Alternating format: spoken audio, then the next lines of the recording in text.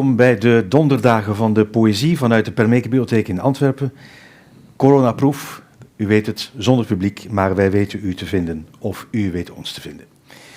Ik ben Johan de Boze en ik laat u kennismaken vandaag met een belangrijk dichter des vaderlands. Niet voor niets is deze uitzending overigens gemaakt in de Gedichtenweek en speciaal voor Gedichtendag 2021. Onze dichter van vandaag is zoon van een schrijver en een actrice, afkomstig uit Mons in Bergen. Hij was onder andere bibliothecaris, leraar, journalist, professor literatuurgeschiedenis. Hij woonde lang in Frankrijk, waar een school naar hem is vernoemd. Maar hij is natuurlijk in de eerste plaats, en daarom hebben we hem uitgenodigd, dichter. En in die hoedanigheid treedt hij dan ook wereldwijd op. Hij is altijd onderweg. Ook zijn gedichten. En zijn gedichten gaan ook vaak over het reizen en het onderweg zijn. En als het geen reizen zijn die hij maakt, dan zijn het overpeinzingen over het reizen en het reizen in de geest. Hij is een dichter van de introspectie, gedurfd en gewaagd en tegelijkertijd melancholiek. Naast poëzie schrijft hij ook theater en kinderboeken. En hij werkte onder andere, of werd uitgenodigd door de befaamde Comédie Française in Parijs. Over zijn poëzie enkele woorden. Het is poëzie die het aardse en het hemelse met elkaar verbindt. Het zinnelijke en het bovenzinnelijke of het metafysische. Het is de vereeuwiging van het ogenblik. De innerlijke geografie van een mens, zeg maar. Ooit werd er over hem geschreven: Voltaire ontmoet Rimbaud. Verbale fotografie is er ook gezegd. Nu, de aanleiding voor dit gesprek is natuurlijk Gedichtendag, maar is ook de publicatie van een tweetalige antologie, een bloemlezing, met verzen uit 5 verschillende bundels, geschreven in 15 jaar tijd. En de titel van deze bundel is Beeldenraper, in het Nederlands, in het Frans Ramasseur d'images. Onze dichter werd vertaald in vele talen, maar in het Nederlands werd hij vertaald door niemand minder dan Hilde Keteleer. En we hebben vandaag zowel de dichter als Hilde Keteleer te gast. Het boek is verschenen bij uitgeverij P, overigens. Wij spreken Nederlands en Frans door elkaar. Ik hoop dat u ons kunt volgen. We zullen u zoveel mogelijk helpen om van de ene taal naar de andere te schakelen. Ik zou beginnen met te zeggen welkom, bienvenue, Karel Novak, dichter des vaderlands. En welkom Hilde Keteleer in deze omstandigheden. De bundel is een antologie, 15 jaar. Er zit een duidelijke evolutie in de bundel. Van de eerste naar de laatste gedichten zit er een duidelijke lijn in. Kunt u daar iets meer over vertellen? Excuse me, Nederland. Ik volg lessen met mijn boekhandelaar uit Korman in Oostende. Ja, u woont in Oostende. Ja. Maar met de COVID, het is momenteel moeilijk. Ja. Ik heb nog 1 jaar, parce que voor mij, ik wil een reis te maken in een taal. Je veux, au bout de Dicteur des Vaderlands, d'avoir aussi, pas seulement parce que j'habite à Ostende, mais d'entrer dans la langue. Mon rêve, c'est de lire les poètes flamands que j'aime dans leur langue, dans la langue originale. Donc c'est un long voyage qui commence. Et ces 5 bundles, ces 5 recueils, c'est aussi un très long voyage. Et d'ailleurs, quand on lit ça, on voit vraiment un basculement. On voit vraiment, c'est pas que je passe du nombre vers la lumière, mais il y a vraiment toute une métamorphose qui se fait. Et d'ailleurs, qui est en partie liée à la Flandre, parce que tout d'abord, en ayant pu aller sur les chemins grâce à Poésie Centrum, d'ailleurs au départ, j'ai rencontré un jour, ça a changé ma vie, en 1988, la poésie d'Hugo Claus, parce que je connaissais ses romans, comme la plupart des francophones. Et là, c'est en Suisse d'ailleurs, chez un éditeur suisse, qu'ils ont sorti Traces, qui était une anthologie justement de sa poésie. Sporen. Voilà. Sporen, de bundel van Hugo Claus. Ja.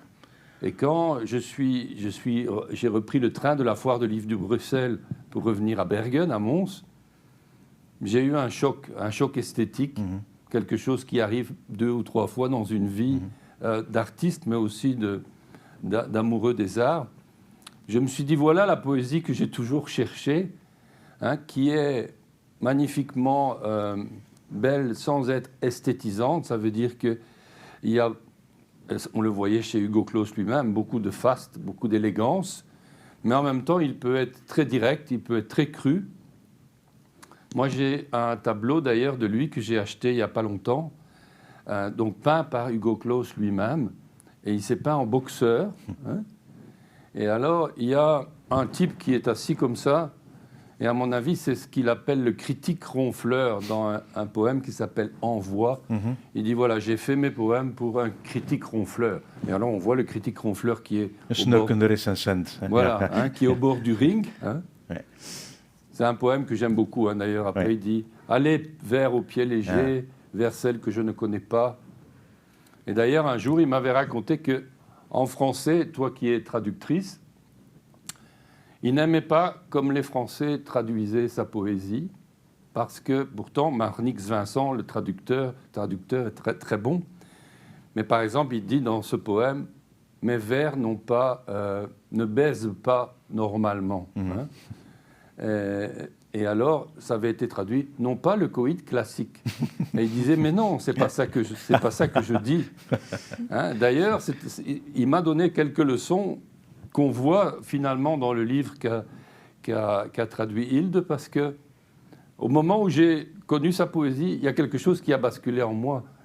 Je ne me suis pas dit, je peux faire comme cet homme, mais c'est comme si vous êtes perdu dans une forêt, et tout d'un coup, vous voyez un sentier qui est particulier. D'ailleurs, il m'a dit un jour, je lui avais dit, il y a quand même de l'ironie dans votre poésie. Il a dit, aucune ironie. Il a dit, l'ironie, c'est à Paris, hein, en Belgique, et il comprenait aussi d'ailleurs les francophones. Ça s'appelle le sarcasme, mais ce n'est pas la même chose. Hein.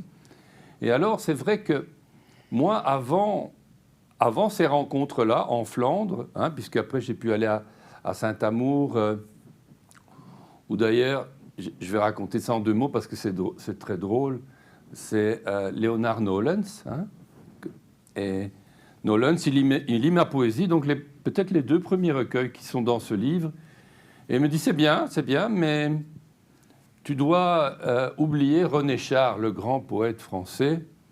René Char, chaque fois qu'il faisait une phrase, un vers, c'est comme s'il trouvait une perle. Hein. Et alors, quand vous voulez avoir une perle par phrase ou par vers, vous êtes tout le temps en train de polir ça. Et finalement, vous avez un texte qui n'a plus de chair, de sang, de salive. Vous avez la perfection. Mais la perfection, c'est très, très froid. Hein. Et alors, ce qu'il faut avec la perle, c'est l'huître aussi. La coquille, il faut se frotter, il faut se blesser, et il faut essayer de trouver les 2. Et Hugo Claus, c'est ça qu'il a trouvé. Leonard Nolens est complètement différent de Hugo Claus au niveau de la personnalité. Moi, j'étais toujours avec eux 2 pendant une année. Oui. Mais lui aussi a trouvé un équilibre comme ça. Il peut raconter des choses extrêmement mélancoliques, mais il danse en même temps. Hein, il m'avait dit, quand je suis triste, je danse dans ma tête. Hein. Donc, et Nolens, un jour, il me dit, comme un docteur, il me regarde dans les yeux comme ça, il me dit, oublie René Char, maintenant tu dois faire une cure d'Apollinaire. Hein.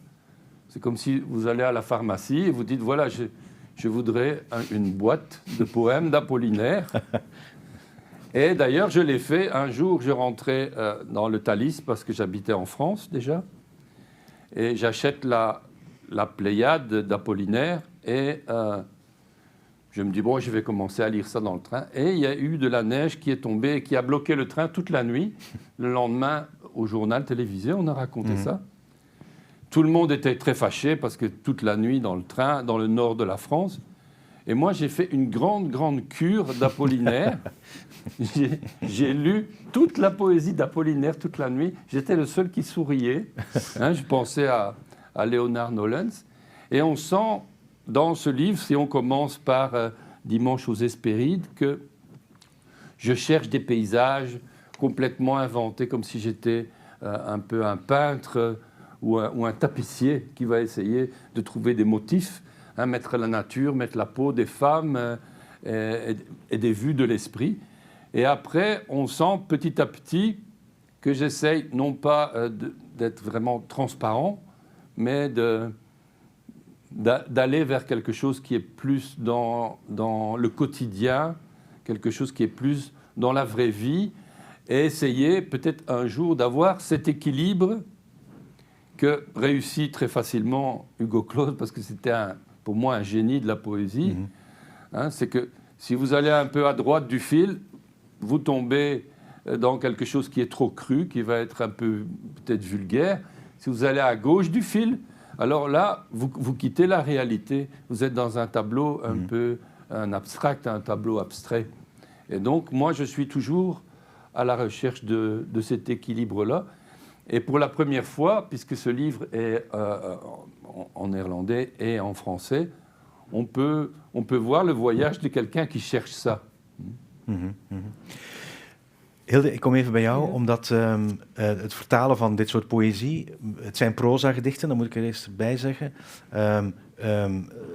Karel Noack heeft al duidelijk verwezen naar bepaalde inspiratiebronnen en hoe het tot stand gekomen is. Hoe is het voor jou om hem te vertalen? Ja, eerst en vooral moet ik misschien zeggen dat ik een heel intuïtieve vertaler ben. Ik vertrek nooit van een strategie, zoals sommige vertalers dat doen. En het is beetje bij beetje dat die gedichten die ik vertaal zich ook voor mij beginnen te ontvouwen. En wat Karel daarnet vertelde, dat er een duidelijke weg is afgelegd tussen het meer dense, het dichte, in de eerste bundels, naar iets dat meer lucht heeft op het einde. Dat was voor mij ook heel merkbaar toen ik het vertaalde. Het ging hoe langer, hoe makkelijker. Hè? Omdat er meer lucht zat in die poëzie en dat er dus ook meer mogelijkheden om te vertalen in zitten. Terwijl in het begin, de eerste 2 bundels, denk ik, was het heel moeilijk om altijd een evenwicht te vinden tussen de klank aan de ene kant en de beelden. Je bent geneigd natuurlijk als vertaler om eerst de beelden te vertalen. Dat is ook het makkelijkste om over te zetten. Maar ik moest toch proberen dat te verzoenen met de heel ingenieuze combinatie soms van klanken en beelden. En dat ging op het einde iets makkelijker. Ik bedoel dat in de loop van de evolutie van zijn werk ook, dat iets makkelijker was om te doen? Ja, precies. Ja. Surtout les premiers poèmes, effectivement, c'est très très dense. On dirait que c'est un peu comme si j'avais un grand poème que j'ai essayé de ramasser comme ça depuis... Bon, c'est ramasseur d'images, c'est le titre. Mais là, c'était plutôt d'essayer que chaque phrase apporte une petite épine ou le petit pétale en plus d'une certaine fleur. Et pour elle, en tout cas, c'était... Merci, merci, dank u, parce que il y a des images qui sont très, très, très compliquées, ou d'ailleurs, quelquefois, et c'est ça qui est aussi à traduire, c'est que quelquefois, on cherche vraiment une sorte de musicalité étrange aussi. Donc, c'est le sens, mais aussi... comme j'écris aussi d'ailleurs pour les enfants, j'ai fait... D'ailleurs, je suis le seul francophone qui a fait 15 livres avec des illustrateurs flamands, Karl Kneut, Gerda Dendoven, Ingrid Godon. Et c'était quelque chose qui était très important pour moi. Et là, dans les livres pour enfants, on cherche tout le temps ce qu'on appelle l'allitération, donc la musique des mots. Mais je suis vraiment quelqu'un qui cherche beaucoup à... par exemple, ça c'est un autre recueil qui est dans ce livre, ça s'appelle Sonate pour un homme seul. Et là, par exemple, j'essayais de dire, est-ce que je peux écrire une sonate avec des mots? Je sais que c'est impossible. Est-ce que tu peux parler de tes amours passés qui se sont très très mal passés, d'ailleurs qui sont passés, qui sont très passés.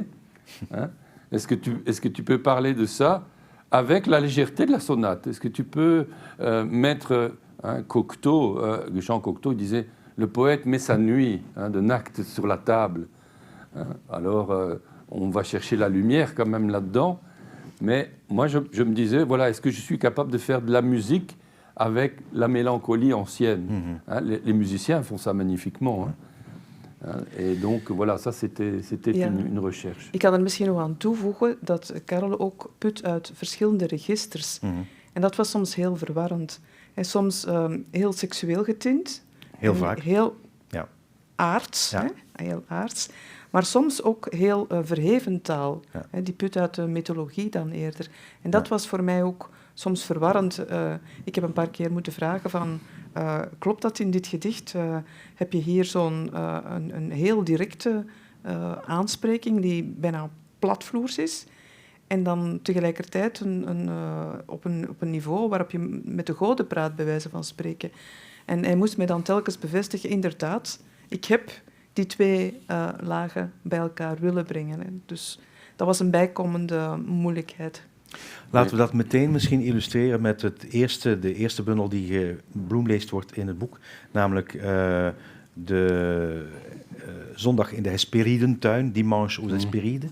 De Hesperiden, dat zijn, zoals we allemaal weten, de nymfen, of we weten het niet, ik moest het toch ook eventjes opzoeken, 3 of 7 nymfen die in het land van Hesperia de boom met de gouden appels bewaken.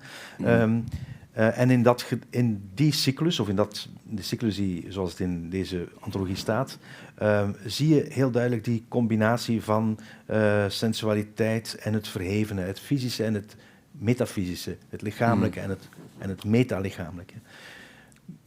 Est-ce que vous pouvez lire un poème Ah oui, d'accord, ok. Effectivement, il y a l'envie de mêler vraiment, en français, physique et métaphysique. Oui, oui, oui. Justement, de ne pas être trop abstrait en allant vers la chair, en parlant de quelque chose qui est assez sexuel. Et c'est vrai que la mythologie apporte ça. Et d'ailleurs, il y a un poème justement qui est dédié à Hugo Claus, parce que lui, il avait écrit « Ekat spreekt ». Et ici, c'est le signe parle, mais il y a une référence directe. Et la mythologie, pour moi, c'était une façon de m'échapper complètement de la réalité. Alors, je ne vais pas encore parler d'Hugo Claus, mais j'ai un dessin de lui qui est très pornographique. Et en fait, j'ai vu qu'il a repris ça d'un vase grec. Donc, c'était quelque chose aussi... Comment on peut sortir hors du temps? Moi, j'avais envie de m'échapper de la réalité, mais de m'échapper de la réalité en même temps vers le corps d'une femme. Donc, il y a vraiment un mélange de quelque chose qui doit... Comme si on entrait dans la chair et en même temps on quitte le monde, quoi. Ce qui est possible d'ailleurs, si tout se passe bien.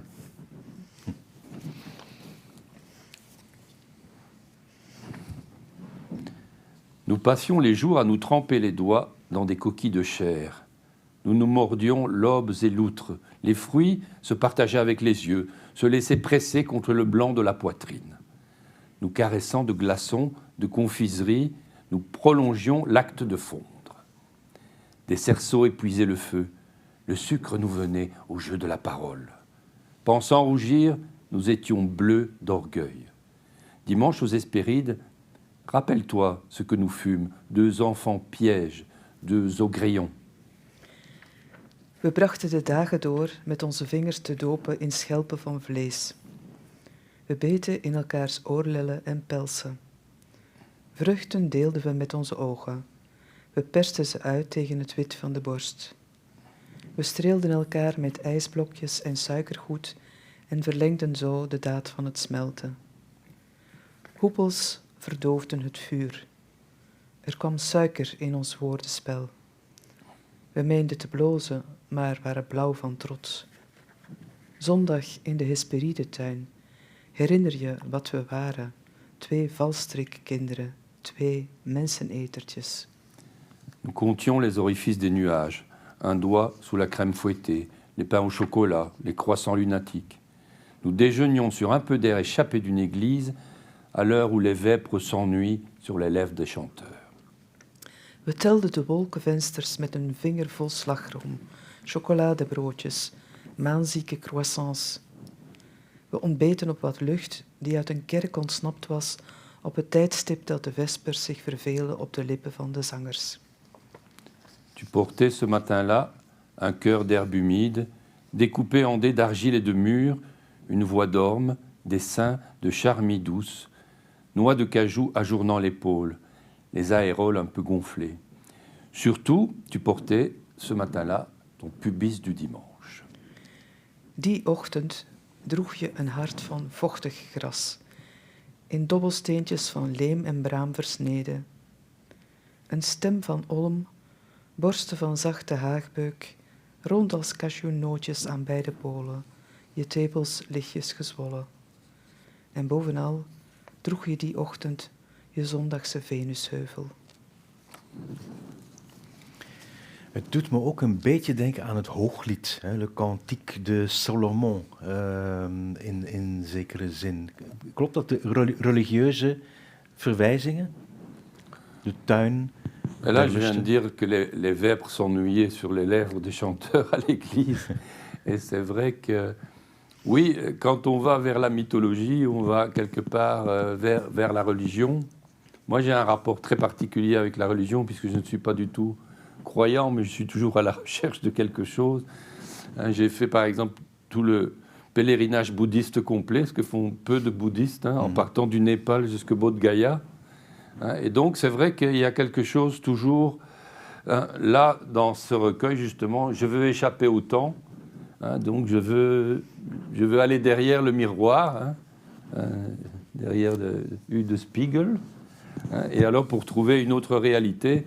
Et donc, là, c'est vrai qu'à ce moment-là, mes paroles, quelquefois, bon, c'est pas une approche du cantique des cantiques, mais il y a quelque chose qui échappe un peu au temps, qui a un peu, peut-être un souhait d'élévation, quelque chose, mais avec une certaine ironie, parce que, évidemment, je ne me prends pas pour quelqu'un pouvant... Je me méfie d'une poésie qui serait philosophique ou philosophale, même un peu alchimique. D'ailleurs, même, je me souviens, je partais dans mon jardin des Hespérides avec des pommes en or, et puis vite, je parlais de tram, par exemple. Ouais. Et d'ailleurs, je dis toujours aux enfants, la poésie, pour toi, c'est l'arrêt de tram où tu ne t'arrêtes jamais. C'est toujours comme si on s'arrête toujours à un arrêt. Et si on allait au suivant, on entre dans un pays complètement inconnu. J'ai écrit un graphic novel qui est paru chez Lano, Het Land van het Vergeten, qui est donc le pays de la mémoire blanche en français, donc de l'oubli. Et là, justement, je mets mon personnage dans une sorte d'art poétique où il prend le tram et il oublie de descendre et il va rentrer dans une lande complètement différente. Et là, d'une autre façon, c'est un peu ça. Et c'est pour ça qu'il y a des moments, mes paroles, justement, ont un côté très, très posé, comme si elles existaient déjà avant moi, comme on trouve un peu dans les écrits religieux. Mais heureusement, très vite, non seulement il y a un tram, mais il va y avoir un sourire ou quelque chose de très sexuel pour troubler ça. Ou alors un regard qui, pour moi, est un petit peu belge. C'est notre façon d'arriver à nous moquer de nous-mêmes. Quand on lit, que vous lisiez la plupart des grands poètes flamands, pour le moment, d'ailleurs, je profite d'être en Flandre pour le dire, vous avez une nouvelle génération de poètes qui, je pense, est pratiquement unique en Europe. Si on prend, par exemple, uniquement les femmes qui ont entre 30 et 40 ans, Charlotte van den Broek, Delphine Lecomte, Maud Van Awart, Lise Van Gaz, Amina Belorf, et je peux continuer la liste comme ça. Et toutes ces femmes, justement, ont un rapport à la réalité qui est extrêmement moderne, mais avec des nouveaux codes. Elles ne se ressemblent pas entre elles, mais il y a une génération derrière qui est vraiment extraordinaire. En dat hebt u niet in Wallonië, in Franstalig België, pas en français, pas en Wallonie, mais il n'y a pas des poètes. Si, en Wallonie aussi, il y a un grand mouvement chez les jeunes, avec beaucoup de poétesses aussi. C'est l'avènement des poétesses. Autrefois, il y a une grande poétesse belge francophone qui s'appelait Claire Lejeune, qui parle des femmes à la langue coupée, qu'il fallait rechercher cette langue coupée. Alors maintenant, elle est bien revenue. Chez nous, par exemple, il y a le phénomène du slam a donné des poètes vraiment exceptionnels aussi. Et donc, il y a vraiment quelque chose qui est... Mais une génération, en tout cas, parce qu'il y a... Bon, j'aime beaucoup Mustapha Kor, j'aime beaucoup d'autres poètes. J'aime beaucoup Astrid Arens, encore une autre de cette liste. Mais la qualité de ces poétesses, qui d'ailleurs, ce qui est formidable, aujourd'hui, plusieurs éditeurs, un peu comme moi maintenant, j'ai la chance, grâce à Hilde, de passer dans l'autre langue, hein, elles sont traduites en français. Hein, et ça, c'est la première fois en Belgique qu'une génération de trentenaires, hein, de 30 ans, sont déjà passés dans l'autre langue. Et donc, moi, quand je pourrai les lire dans la langue originale, ce sera beaucoup mieux. Mais je peux voir cette extraordinaire qualité. Et moi, je m'intéresse toujours à la poésie un peu partout en Europe parce que je lis des poèmes tous les jours. Je suis d'une curiosité presque folle. Et je n'ai trouvé nulle part quelque chose de cette qualité, de ce qu'il y a aujourd'hui. Et je pense que ça va rester dans l'histoire littéraire. J'en suis persuadé. Surtout que Delphine, Lecomte ou Charlotte sont très jeunes, en tout cas par rapport à moi. C'est vraiment des femmes qui n'ont pas...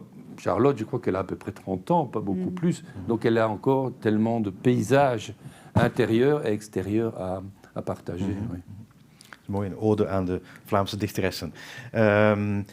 Laten we gaan naar de tweede bundel die gebloemleest wordt in het boek Le Candeur, proza-gedichten, opgedragen aan Hugo Claus, overigens. 3 ouvertures, waarin veel thema's aan bod komen, heel veel sensualiteit, heel veel erotiek, maar vermengd altijd met het metafysische. Het personage van de zwaan, Leda, is belangrijk. Opnieuw de mythologie, de zwaan. Oui. Wat betekent Leda voor u? Alors là, c'est un souvenir très précis, c'est que justement, j'étais en Inde et je suis reçu chez un Maharaja, comme ça existe encore, hein, avec un palais, qui joue au billard, comme ça. Et tout d'un coup, il me dit, si vous voulez aller dans le jardin, vous êtes libre d'y aller. Et je vais dans ce jardin fabuleux. Et à un moment donné, il y avait une statue, mais recouverte d'une grande bâche comme ça, pour qu'on ne voit pas ce qu'il y a en dessous. Alors moi, évidemment, je veux voir ce qu'il y a en dessous. Donc je retire la bâche. Et là, je comprends pourquoi il avait mis ça, parce qu'on voit les dats et le cygne, on voit l'acte sexuel, mais extrêmement pornographique dans cette sculpture. C'était très, très réaliste. Et une sculpture assez extraordinaire. Et je me suis dit, c'est vrai que, en plus, l'amour de l'humain et de l'animal, c'est un grand tabou encore. Et donc, je me suis dit, tiens, je vais explorer ça dans un poème. Ce qui prouve que quand vous retournez à la mythologie, ce n'est pas parce que vous êtes forcément dans un vœu de sagesse et de classicisme. Hein, vous avez envie d'aller vers quelque chose comme ça. Et c'est vrai que comme j'avais eu de nouvelles lectures poétiques, j'avais envie d'aller vers quelque chose qui soit cru sans être vulgaire, d'essayer de trouver un petit peu cet équilibre-là à travers la prose, parce que moi, ce qui est particulier, surtout à cette époque-là, hein, c'est toujours bizarre, hein, c'est Baudelaire qui a créé le poème en prose. Moi, j'avais un ami à Paris qui était un poète très, très connu, qui s'appelait Alain Bosquet, qui avait été ami d'André Breton, donc il était parti aux États-Unis avec les surréalistes, et qui avait une grande particularité. Il s'appelait Binsky, il était russe, arrivé avec son père traducteur de Tolstoï, et une valise de timbres. Ils ont survécu parce qu'ils avaient des timbres qui valaient une fortune. Il est devenu belge. Après, il a suivi les surréalistes aux États-Unis pendant la Deuxième Guerre mondiale. Il est devenu américain, il a fait le débarquement et il est devenu français. Donc c'est un russo-belgo-américano-français. Et alors lui, il travaillait aussi sur la prose poétique et il m'avait dit un jour, quand j'écris de la prose, je chasse l'homme, c'est la chasse à l'homme. Quand j'écris des vers, je chasse une licorne. Donc je suis dans l'irréalité. Hein. Et alors... Moi, j'ai dit dans un poème, un jour, quand j'écris en vers, j'attends une femme. Quand j'écris en prose, j'attends la pluie. Voilà, ça, c'est une définition comme une autre. Hein, et c'est vrai que c'est ambigu parce qu'on va dire, mais tu racontes une histoire si tu es en prose. Pas du tout, puisque effectivement, chaque phrase est un vers. Hein, et d'ailleurs, quelquefois, il y en a qui me disent, ta prose n'est pas très sincère parce que tu caches...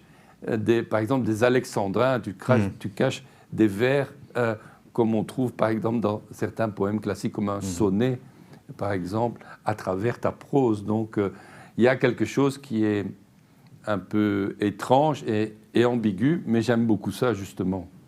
Maar ik denk dat er in Vlaanderen bestaat niet zoiets als een traditie in poëtisch proza of proza-gedichten.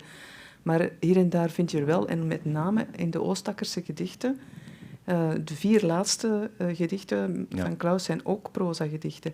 En het valt mij op dat bij de jongere generatie dat ook een genre is dat opnieuw aan bod komt.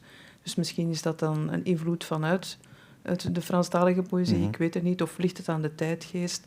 Maar ik denk dat het inderdaad verwarrend is in het begin. Als je de gedichten leest zoals... laten we zeggen, de eerste blik die je werpt op de gedichten, doen niet als gedichten aan voor ons Vlamingen. Hè. En het is pas op het moment dat je zo goed begint te lezen, en uiteraard als vertaler moet je goed lezen, dat je begint te merken hoeveel poëtische elementen erin zitten. Hè. Metrum, de beeldspraak, de klanken, alle dingen behalve de zetting op het blad is aanwezig. Alors que justement en France, c'est vrai, ça, j'avais remarqué qu'il n'y a pas beaucoup de prose poétique dans les poèmes en néerlandais, alors qu'en France, évidemment, il y a une grande tradition, surtout avec les surréalistes, puisque justement, je parlais tout à l'heure de René Char, lui, c'est vraiment la poésie en prose. Et chez les Belges francophones aussi, par exemple, moi j'étais très marqué par Paul Nouget, qui était un grand surréaliste, ou Louis Kuttner. Ce sont des poètes qui s'expriment dans une... Ou alors Norge, qui est aussi un grand poète. Et alors, pour moi, le plus grand, celui qui m'a le plus marqué dans toute ma vie, avec l'autre côté néerlandophone, c'est Henri Michaud. Henri Michaud a fait des poèmes en vers, mais l'essentiel de son œuvre est écrite dans une prose poétique tout à fait unique, d'ailleurs, en son genre. Een gedicht uit de bundel La Candeur. Wat mij bijzonder frappeert is het gedicht waarin u het hebt over candeur impulsief à détruire. Het is een gedicht over de onbezonnen onbevangenheid om te vernielen, zoals Hilden het vertaald heeft. Est-ce que vous oui, en fait, parce que... Ah oui, d'accord, bien sûr. Parce que le mot candeur, comment on dit en néerlandais la candeur? Parce que tu as traduit la candeur, on dit...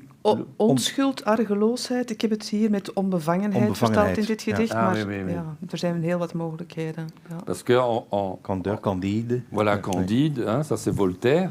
Mais en français, le sens de candeur est maintenant proche du mot naïf. Chez vous aussi, en néerlandais. In Nederlands ook, ja. Et alors, le naïf, c'est celui qui se fait avoir. Mais le candide, à l'époque, et d'ailleurs un peu dans Voltaire aussi, ça vient de candidat, c'est blanc, quoi, 8. Et ça, c'était... Je regarde le monde avec une certaine blancheur, et peut-être je vais me faire avoir comme le naïf, mais peut-être je vais réagir de manière impulsive. Peut-être je peux être violent et très réactif, parce qu'au départ, je ne juge pas, mais je vais voir ce qui se passe. Donc, normalement, autrefois, le candide pouvait être quelqu'un avec une plus forte personnalité que le naïf qu'on imagine toujours, qui est dans son coin et qui subit les événements autour de lui. Et c'est pour ça que je parle d'impulsivité à détruire, comme dans l'extrait, parce que il y a parfois une réaction. Il y a de la violence dans la candeur aussi, pas seulement la passivité de celui qui attend qu'on le frappe. Ik moest ook denken aan La Seconde Naïveté van Paul Ricoeur. Het is de fase na het naïeve. Hè. Ah, oui. Ja. Le cygne dit: je propose mes paupières au duvet comme à la chute. Je garde sous mon bec une colombe pour la soif, mais nulle liberté à consentir. Je montre une candeur impulsive à détruire. Si je saisis dans un mythe ce qu'il ne m'enseigne pas, c'est pour m'ériger en linguam dans le présent d'un autre. De zwaan zegt: ik stel mijn oogleden voor aan zowel het dons als de val. Onder mijn bek bewaar ik een duif voor de dorst, maar geen vrijheid die wordt weggegeven. In mij is een onbezonnen onbevangenheid om te vernielen. Uit de midden begrijp ik toch wat ze me niet leert, me op te richten als lingam in het heden van een ander. Le cygne dit, ton parfum m'éloigne des oies, ces femmes tristes. Mon bec empenné valide rêve de trouer ton ventre ici, de voler ce foie odorant, sans que le sang ne touche au sang, ni la salive au désir de blesser. Frottis de plumes, maraude de pubis, ma verge est rouge sous mon aile, déjà mûre pour s'enfanter. Mon gland est sa femelle. Ne gémis pas, Leda, les oiseaux te regardent, te voient rompre comme le pain. Un peu de cire ouvre une faille, ce n'est pas même une disgrâce. Mon sperme couvrira ta voix, peut-être l'envers de ta honte. Bientôt, je ne saurai plus si tu es fille ou sœur, mais la grande nuit nous fermera ensemble, un bélier d'équinoxe dans sa panse de louve. De zwaan zegt, je zoete geur houdt me weg van de ganzen, die triste vrouwen. Mijn krachtige, gevederde bek droomt ervan je buik te doorboren, die welriekende lever te stelen, zonder dat bloed bloed raakt, zonder dat speeksel het verlangen te verwonden raakt. Mijn roede, die uitstrijker van veren en stroper van Venusheuvels, is rood onder mijn vleugel, reeds rijp om zichzelf te baren. Mijn eikel is zijn wijfje. Kreun niet, Leda, het riet kijkt naar je, ziet je breken als brood. Met wat was gaat er een spleetje open. Je valt niet eens uit de gratie. Mijn sperma zal je schreeuw overstemmen, misschien de keerzijde van je schaamte. Weldra weet ik niet meer of je dochter of zuster bent, maar de grote nacht zal ons samensluiten, een stormram in zijn wolvinnenbuik. Donc ça justement, c'est la suite que j'avais envoyée à Hugo Claus en pensant qu'il n'allait pas me répondre, parce que c'était bien avant que je lise en sa compagnie. Et alors ça c'était un grand étonnement, il m'a écrit une lettre pour me remercier, en me disant qu'il voulait venir me voir à Mons, mais qu'il ne conduisait pas, alors il m'a dit venez me chercher à Anvers.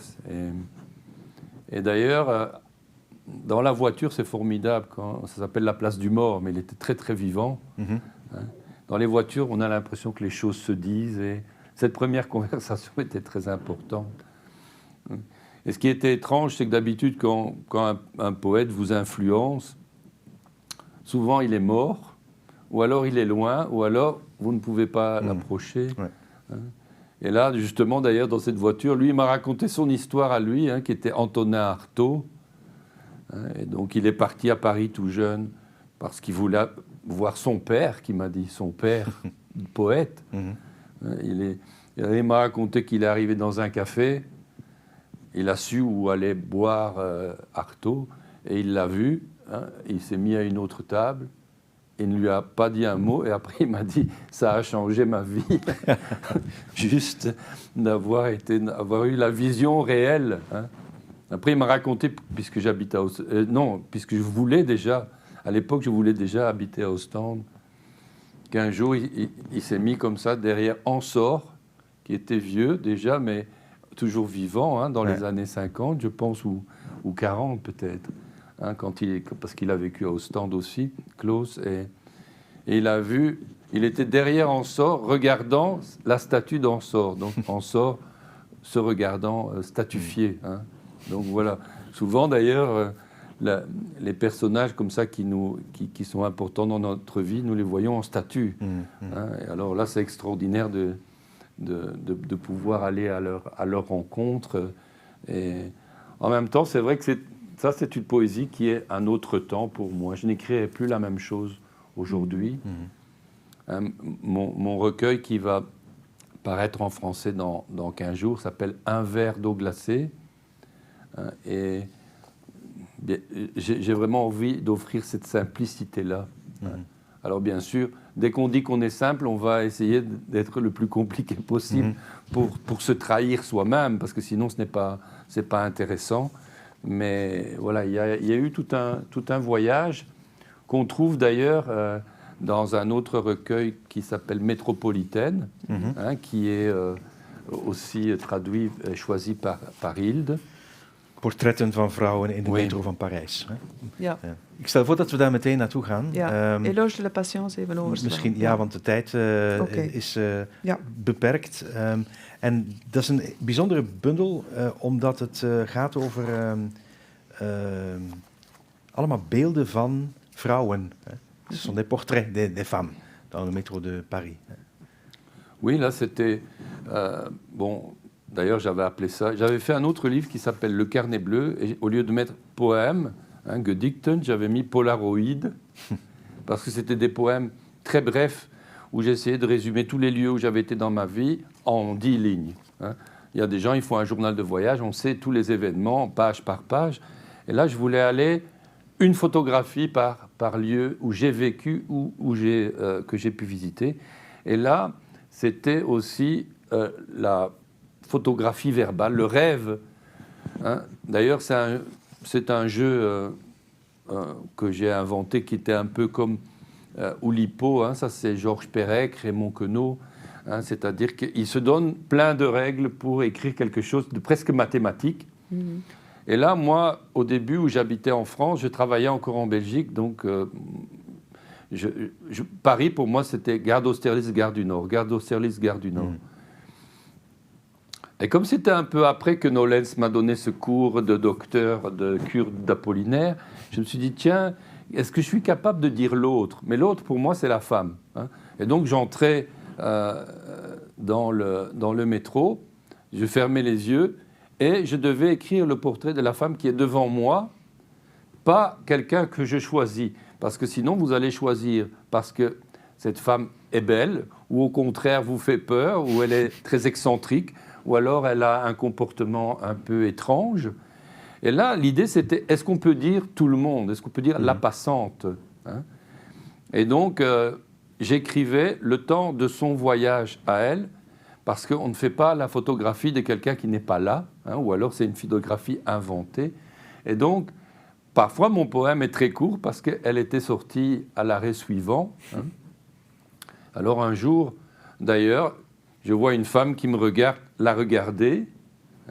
Elle prend un carnet et elle se met à écrire en me regardant. Et alors, là, j'ai arrêté. C'était après 130 portraits à peu près. Parce que c'est comme si j'avais basculé dans le carnet de la femme qui entre pour dire l'homme qui est devant elle. Et donc, c'était quelque chose d'intéressant. Et d'ailleurs, qui m'a permis, peut-être la seule fois dans ma vie, d'être lu par beaucoup de gens. Parce que la RATP a mis ces poèmes après pendant un mois. J'ai été exposé dans le métro.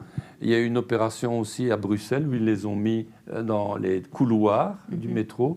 Et encore ici, l'an dernier, donc en 2020, l'été, il y a une comédienne française qui s'appelle Sandrine Bonner qui a été les dire comme ça dans le métro où ils étaient exposés aussi dans les stations. Et là, pour moi, bon, on n'a pas de best-seller en poésie, mais on peut avoir un jour l'illusion des... Moi, je dis toujours, la poésie, c'est quand même quelque chose qu'on fait autrefois avec le pain, on faisait ça. Et moi, je rêve que le poème soit partageable de cette façon-là, et aussi un peu hors des livres, qui s'échappe un peu hors des livres. C'est d'ailleurs le but de Dicteur des Vaderlands, c'est... qu'a mené très bien Charles Ducal, Laurence Viel, Els Morse. Comment est-ce qu'on peut sortir le poème de son cercle pour qu'il aille vers la rue? Mais là, j'ai été chercher la matière dans la rue. Quand j'avais 20 ans, j'avais un livre qui s'appelle Tibet, de Victor Ségalen, grand poète français. Et je suis parti au nord de l'Inde. J'ai réussi à passer en cachette au Tibet. C'était très facile. Et alors, je suis arrivé dans, moi, le Platelan, nous du plat pays. J'étais dans les montagnes complètement essoufflé, et essoufflé aussi poétiquement, parce que j'étais là comme ça devant la beauté des grands paysages, et même si je suis un boxeur comme sur le tableau de tout à l'heure, par la carrure physique, j'ai pas pu attraper ce paysage, et je suis resté complètement muet. Je me suis dit, j'ai fait tant de voyages depuis la Belgique pour arriver. Je suis tellement essoufflé d'être au sommet du monde pour un silence. Mais en descendant cette montagne, j'ai vu un vieux monsieur qui avait des pattes d'oie, on appelle ça en français des rides, très très fortes, comme ça au coin des yeux. Il m'a donné de l'eau. D'ailleurs, je n'aurais pas dû boire cette eau. Hein. Ça, c'est une autre histoire. Hein. Mais en fait, j'étais là et je voyais ces rides. C'était vraiment la page d'un livre où il y avait, en quelque sorte, toute son autobiographie écrite. Hein. Et c'était... en Occident, nous n'aimons pas les rides. Mais là, j'ai presque esquissé le geste de dire je vais arracher une poignée de ça parce que il y a un savoir là-dedans et une extraordinaire lucidité et intelligence que je n'ai pas. Et ensuite, en descendant dans la montagne, j'ai vu les femmes de ce pays, elles se peignent les cheveux avec du beurre, le beurre de l'animal qui s'appelle le yak. Et c'est très, très luisant au soleil. Et ces femmes sont très belles. Et quand vous passez, je ne peux pas vous le faire avec mes cheveux à moi, mais elles écartent les cheveux, elles vous regardent, puis elles continuent à se peigner. Et j'étais émerveillé par toutes ces apparitions. Et j'ai écrit un premier carnet de passants de la montagne. Et quand je suis rentré en Belgique de ce voyage normalement complètement raté, puisque je voulais aller dire les paysages et pas les passants, je me suis dit, tu seras un poète des gens qui passent dans la rue. Et c'est pour ça qu'aujourd'hui, à Ostende, je suis... ceux qui veulent me voir, ils viennent à l'hôtel du Parc quand ce sera ouvert, ou bien au Culture Café, à Grote Post. C'est là que j'écris mes livres, parce que quand j'étais à Paris, j'étais à Belleville, parce qu'il y a la communauté nord-africaine et chinoise en même temps. Et quand vous allez dans un café où ils sont deux en même temps, le bruit est très important. Et moi, c'est comme si ça me donnait l'adrénaline pour écrire, comme si j'étais dans un réseau électrique tellement intense qu'il suffit d'aller chercher cette énergie. Mon père, qui s'appelle Pierre Coran, qui est un poète très, très connu en Wallonie et un peu partout dans le monde. D'ailleurs, il a deux écoles qui portent son nom. C'est un poète vraiment reconnu. Lui, c'est la forêt, le silence avec les chants des oiseaux. Même s'il parle de la ville, même s'il parle des gens, il a besoin de ça. C'est sa respiration, son souffle pour écrire. Et moi... c'est l'inverse. Et moi, c'est exactement l'inverse. Le silence... Le silence fait que je me tais, de toute façon. L'autre recueil dont on ne va pas parler ici parce qu'on n'aura pas le temps, qui s'appelle Éloge de la patience, c'est l'expression de mon impatience. Donc c'est toujours, évidemment, le mélange des deux. Ik zou wat een paar van die portretten beluisteren van de vrouwen in de metro van Parijs. On en lit 2 ou 3. Oui.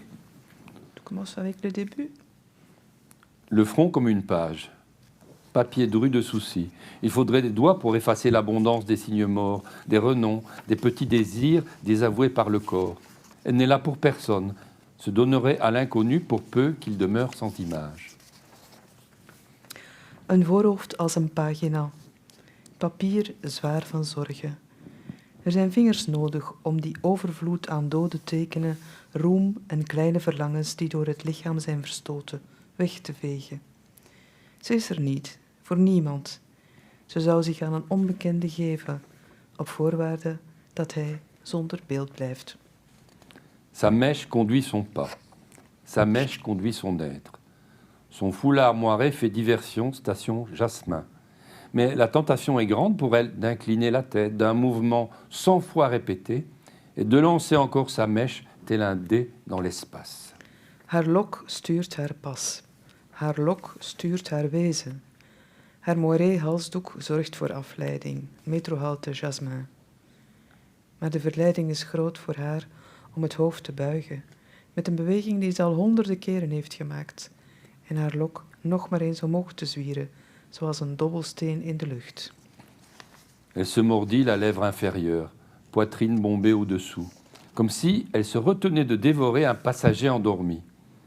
Un sein que l'on devine à l'aréole forte, fendue, pareil au rouge de la lèvre que les dents commencent à faire saigner. Ze bijt op haar onderlip. Haar borst daaronder opgebold alsof ze zich inhoudt om een slapende reiziger te verslinden. Borsten met waarschijnlijk een grote gebarsten tepelhof, zoals het rood van haar lip die haar tanden nu doen bloeden. Boucle d'argent, son maquillage est si vif qu'il semble se refléter partout. Une femme comme une chambre au miroir. Palais de glace, artifice et surtout cette fatigue de briller, cette absolue fadeur de l'éclat. Zilveren oorbellen. Haar make-up is zo fel dat die overal lijkt te weerspiegelen. Een vrouw als een kamer met spiegels. Een kunstmatig spiegelpaleis. En vooral die vermoeidheid van het schitteren, die absolute fletsheid van de pracht. On hésite à la dire fée de la forêt ou entremetteuse de la ville, tant son visage surprend avec ce beau nez d'aigle, ce regard sans dessèchement, ses cheveux d'un cuivré étrange qu'elle peigne sans expression mais avec effort, comme si des nœuds lui demeuraient de la fréquentation des branchages. Lorsqu'elle se lève, elle devient lutine, sa bouche enfin visible semble sortir d'un chocolat amer. Je aarzelt om haar een bosnimf te noemen of een koppelaarster uit de stad, want haar gezicht is zo verrassend met die mooie arendsneus, die nog niet uitgedroogde blik, die haren van merkwaardig koper die ze kamt zonder uitdrukking, maar met inspanning, alsof er nesten in blijven zitten zijn door aanraking met takken. Als ze opstaat, wordt ze een elfje. Haar mond, die eindelijk zichtbaar wordt, lijkt wel uit bittere chocola te komen. Et d'ailleurs, au départ, moi, j'avais fait ça comme on fait un exercice, hein, pour peut-être faire après autre chose. Et alors, j'étais à Bordeaux, je devais lire le livre Éloge de la patience, et on a dû patienter parce qu'il n'est pas arrivé, le livre était imprimé ce jour-là.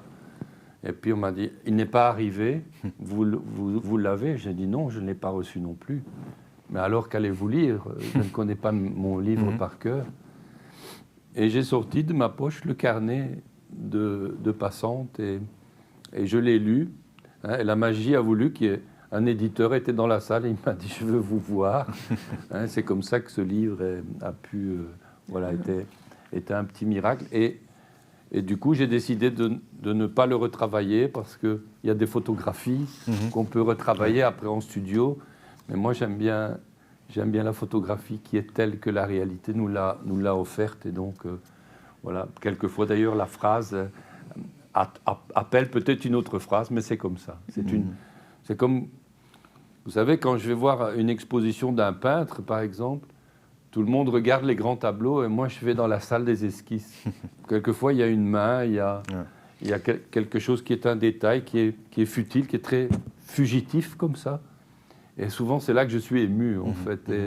Et donc, là, je n'ai pas prétendu peindre ces dames, mais plutôt faire une esquisse. Un homme, d'ailleurs, un jour, m'a écrit pour me remercier parce qu'il a voulu faire la même chose en dessinant, mais c'est beaucoup moins discret.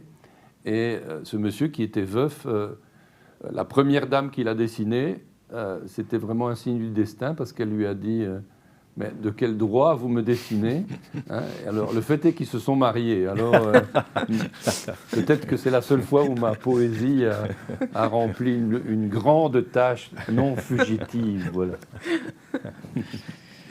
Mooi. We hebben niet zoveel tijd meer, dus ik vrees dat we niet meer aan de andere dichter toekomen. Ik wil u één belangrijke vraag nog stellen. U bent dichter des vaderlands, u bent een Belgische dichter. Wat betekent het voor u om Belg te zijn? Ah oui, bon, ça c'est une vaste question. Hein. Moi, disons, je vais vous dire quelque chose de surprenant, mais quand je lis un poème traduit du néerlandais, je me sens plus chez moi que dans un poème parisien. Pas dans un poème francophone belge, hein. Mais il y a quand même... c'est pour ça qu'il faut créer des ponts entre nos poésies.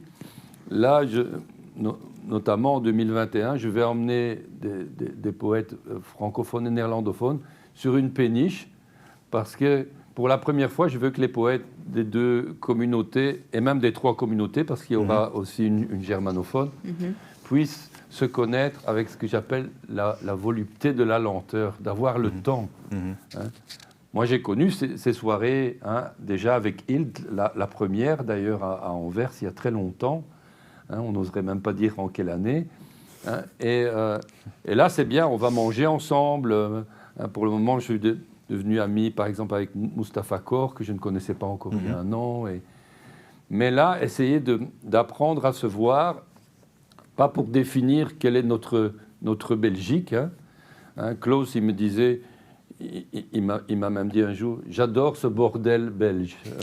Voilà. Et il disait, voilà, nous, on se moque de nous un peu en Hollande, vous, on se moque de vous un peu en France. C'est ça qui nous relie pour l'adrénaline, justement. C'est là qu'on va aller chercher la source pour écrire. Alors moi, c'est vrai que je me sens plus belge depuis que je suis parti en France, parce que on est plus belge quand on s'absente. Quand on n'est pas là, d'ailleurs, on rencontre d'autres Belges partout, où là, d'ailleurs, ils vous accueillent comme Belges, comme s'il n'y avait pas de grande différence entre nous. Ils disent « Ah oui, votre esprit de dérision, votre décalage surréaliste, etc. etc. » Alors que selon les cas, ce sont des artistes qui viennent de régions différentes. Et c'est vrai que moi, je suis revenu avec vraiment... J'habite en Flandre, je suis en train d'apprendre le néerlandais, j'ai vraiment la volonté de découvrir l'autre visage de mon pays, hein, mais je ne me suis jamais senti vraiment chez moi dans le Loiret, hein. J'ai été bien accueilli, hein. D'ailleurs j'ai une chance qui doit être rare pour un Belge, l'école d'où j'étais porte mon nom maintenant, oui. Hein. À la fin c'était moi ou un astronaute, alors malheureusement je suis la tête dans la Lune, il ne faut pas me payer pour ça, hein. C'est quelque chose qui est toute la journée, hein. Lui c'est une mission, moi ce n'est pas une mission, hein. Donc j'ai eu beaucoup de chance là-bas de devenir, d'ailleurs on me disait, on va vous dire les légendes parce que vous êtes l'écrivain local, mais moi je ne me suis jamais senti attaché, je ne suis pas un homme de racines, j'aime plutôt prendre le sac et m'en aller, j'ai essayé un peu tout, hein. Hugo Claus m'avait raconté ça aussi, j'ai essayé la campagne, il m'avait dit. Et un jour, je me suis réveillé, je me dis, c'est plus pour les animaux, hein. Je pense que l'humain est un animal citadin, hein. Et alors, il est parti à Amsterdam à cette époque-là. Et moi, je n'ai pas vraiment de racines, j'aime bien bouger. Là, je pense que j'ai trouvé mon île, ce n'est pas une île, Ostende, mais j'ai vraiment envie d'aller explorer un peu ce sentiment étrange d'être belge malgré tout. Voilà. Misschien, Johan, kunnen we met dat hele kleine gedichtje uit La Candeur eindigen. Ma langue prend feu. Oké, prima. Ja? Goed, ja, graag. C'est à la page 45. D'accord, attends. Oui, c'est très court. Ja, maar wel... Ma langue prend feu. Il fallait bien que je l'attise. Le vent frappe mon front, mais se refuse à ma bouche. Je n'écris pas à perdre haleine. J'écris pour que ma langue prenne feu. Mijn tong vat vuur. Ik moest ze wel aanwakkeren. De wind beukt op mijn voorhoofd, maar wijst mijn mond af. Ik schrijf niet tot ik buiten adem ben, maar opdat mijn tong vuur vat. Oui, ça c'est vrai que... Bon, moi, c'est le dernier petit recueil qui était bilingue s'appelait Gebaren Dagboek. Pour moi, c'est vraiment la recherche d'un geste. Et d'ailleurs, moi, quand j'étais enfant, je regardais mon père écrire ses poèmes dans le silence, hein. Et puis moi, je n'avais pas encore appris l'alphabet et j'imitais, donc j'ai inventé, j'étais vaguement poète, je faisais des vagues, hein. Mais je me suis toujours souvenu de ça. Pour moi, c'est pour ça que j'aime ce tableau du boxeur, c'est qu'il faut aller chercher une matière avec les mains, il y a quelque chose à saisir, et il y a quelque chose qui va brûler aussi, hein. Il y a vraiment... C'est comme si on avait la tête dans les étoiles et les pieds dans la boue et les mains qui cherchent quelques matières, hein, la matière la plus noble pouvant être la peau d'une femme qu'on peut approcher, hein, mais aussi évidemment peut-être la part de feu. Ce n'est pas un hasard non plus si moi j'étais un petit enfant qui vit dans une cité très populaire, hein. Moi, ma famille, les origines, c'est plutôt des mineurs et des gens comme ça. Mais après... au milieu de l'enfance, vous n'avez pas de frère ni de sœur, vous allez habiter au milieu d'une forêt. Et donc là, j'ai eu déjà deux visages du monde. Et quand vous êtes un enfant, d'ailleurs, on ne va pas avoir sans doute le temps d'en parler, mais il y a un autre bundle, recueil, qui est dans ce livre Ramasseur d'images, hein, qui s'appelle Sonate pour un homme seul, où là, je raconte beaucoup les arbres, aussi des souvenirs d'enfance dans les arbres, parce que l'enfant, seul dans une forêt de 6 km, il va se frotter aux arbres, il revient, hein, et souvent il est un peu blessé, il a senti, il a goûté des fruits.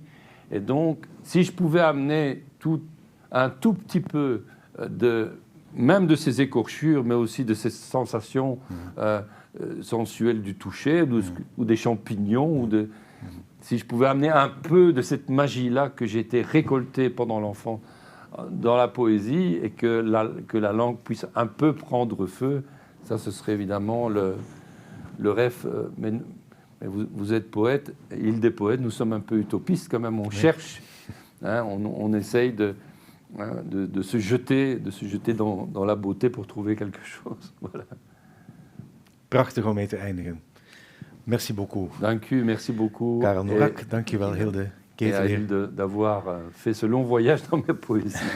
Merci beaucoup. De bundel heet Beeldenraper, Ramasseur d'images, bij uitgeverij P, van Karel Norak, vertaald door Hilde Ketelaere. Rest mij nog om Antwerpen Boekenstad en Behoud Begeerte en de Permeke Bibliotheek te bedanken. Dank voor uw aandacht. Ik zou zeggen, geniet nog van Gedichtendag, geniet van gedichten en laat het elke dag Gedichtendag zijn.